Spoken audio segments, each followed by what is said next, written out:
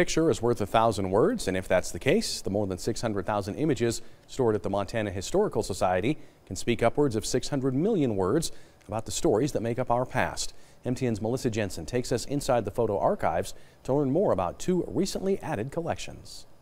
This is Richard Throssel's work, and again, he was a photographer on the reservation. It's been just a few years since the Montana Historical Society acquired this collection of more than 1,300 photographs, chronicling life on the Crow Reservation, representing the work of several dozen photographers, and compiled by Bud Lake and Randy Brewer. It was one of the best collections of historic Crow photography anywhere.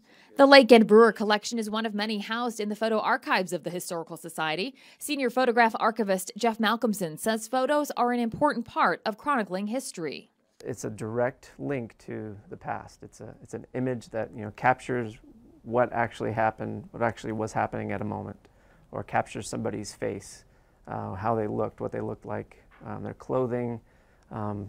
So you can learn a lot from looking at photographs. Recently, the descendants of photographer Fred Miller donated his work to the archives.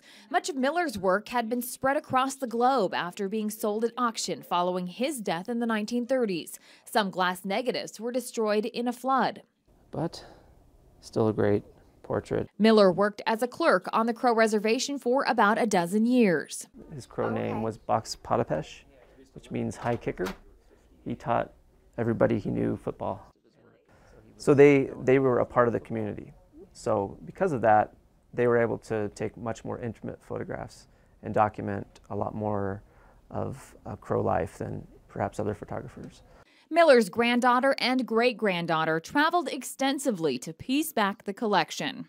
We're the ones who pretty much took on with a passion the pursuit of Fred Miller's photographs. And they went all over the country, probably all over the world, trying to track down vintage photographic material that was Fred Miller.